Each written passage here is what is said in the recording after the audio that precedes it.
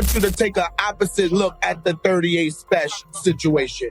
Like, I don't even want you to engage, because that's how much work you put in. It's almost like when Hov said, when did these niggas put in work to mention me like this? So it's like exactly. You can't battle everybody.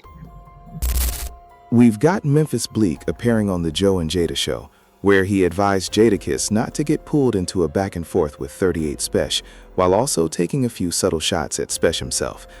Let's get into the controversy. We too old for that. We ain't looking for that. But I want you to take an opposite look at the 38 Spesh situation. It's bigger than me. It's more honor in it than competitiveness and disrespect. From my perspective, that just shows you the GOAT, my G. Your pen game is top tier, because I don't care where you from. Like I said, you go from Africa to Finland, call me. You go from Africa to Finland, any nigga rapping right now, if they feel they ain't better than you, they don't feel they that nigga. So that makes you one of them guys. So yes, you gotta take your hat off to that. Like, I don't even want you to engage, because that's how much work you put in. It's almost like when Hov said, when did these niggas put in work to mention me like this? So it's like exactly. You can't battle everybody. A nigga gotta prove who they are just because they do an interview. I just honor that, bro. Like, sometimes we look at it as, because we competitive. So sometimes we look at everything as, yo, niggas trying to get at me. And sometimes it's deeper than that. It's niggas respect you, so they gotta get at you. Because without getting at you, niggas won't respect them. They gotta go at the top dog. You got to, right? How you prove you the best if you don't take out the best? Or at least shoot at the best? You said it. I'm telling you, bro. I'ma say,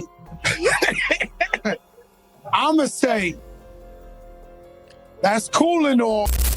Honestly, Memphis Bleek giving Jadakiss advice about battling or going to war on records is wild to me. All right, let's get into it. We're about to break down this entire 38 Spesh and Jadakiss situation, because it's been completely blown out of proportion. People have taken this whole thing way out of context. Now, Bleek, let's be honest. When it came to Rockefeller, Beanie Siegel was the one handling most of the heavy lifting for the label, especially when it came to defending your big homie, Jay-Z. And let's not forget, it was Jay-Z who originally sparked the issues with the locks. How do I know that? The first shot. I feel like Hov did and then slid out. Oh, wow. That's all documented in history, though. But anyway, 38 Spesh explained that whenever he saw Jadakiss, there was always mutual respect between them, and they had even worked together on the song Driver's Seat. According to Spesh, before he decided to take shots at someone else, he reached out to Kiss and told him, "I'm about to go at this dude, but I'm going to need a verse from you." Jadakiss replied, "Don't even worry about the money, you nice." Fast forward, and 38 Spesh says he held Jadakiss to those words. He reached out several times, sent him records, but never got a response. Now, I'll say this. If you know Jadakiss the way I do, and the way a lot of people close to him do, then you know he's never been the type to rush anything. He moves on his own time. Now, Kiss has been known to take a long time to do records sometimes. That's like the myth around Kiss. He laughing. And I'll give you this point too. Based on my own relationship with Jadakiss, I barely even call or text him, because that's just how he is. He's never been someone who's great at answering his phone, and I've never taken that personally. Now, here's something else, Bleek. You gave some solid advice, but let's keep everything in perspective. You were never really known as a lyrical assassin or one of the elite bar-for-bar rappers. You had your little back and forth with the game, but everybody knows you weren't on his level lyrically. You also threw a few shots at Nas over the years, just like you admitted yourself, and we all know you weren't seeing the GOAT Nas when it came to lyricism. Salute to the homie. But while we're being honest, let's also remember that your big homie Jay-Z was the one who started the issues with the locks before, as Styles P has claimed, stepping away from the situation. And here's another thing people shouldn't forget. You're the same person who admitted that after Nas released Ether, things got really dark around Rockefeller. So let me ask you this. Did you give your big homie the same advice you're trying to give Jadakiss now? No. Instead, you watched him walk straight into a battle with a sleeping giant, and the outcome was one of the most one-sided lyrical beatdowns hip-hop has ever witnessed.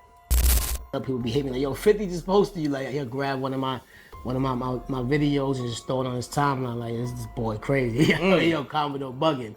We didn't meet yet. We finally met 2018, 19. Yayo was hitting me. Tony Yayo hit me. I was in Atlanta. Shouts to Yayo. At a game. Shout out to Yayo. He hit That's me. the homie. Like, yo, man. Boy, 50 keep talking about you at the office. You know what I'm saying? He talking about you. You know what I'm saying? Keep. You know what I'm saying? Keep your heels on them. You know what I'm saying? He's like, yo, keep on the people's heels. So I was like, bet, I'm working. I said, where you at? You at ATL? He's like, nah.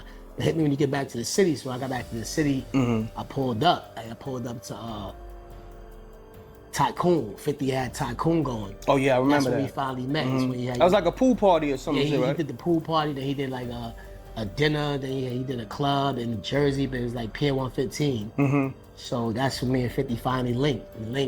We chopped it up. He was like, yeah, man, I want to put you on a tube, meaning TV. So, yeah, man, I want to, you know what I mean? It's time. And, you know, You was in that For Life joint, right? Life, ABC for Life. Salute. That's Isaac major. Wright Jr. story. You know what I'm saying? That's where it started at. He threw me on there, you know what I'm saying, with High Davis. So that's when I was like, it's a go. Because, you know, he kept his word. A lot of people you meet in the game industry, they make promises or tell you, yeah, we gonna work. You know, 50 said what he said that night, and a week later, boy.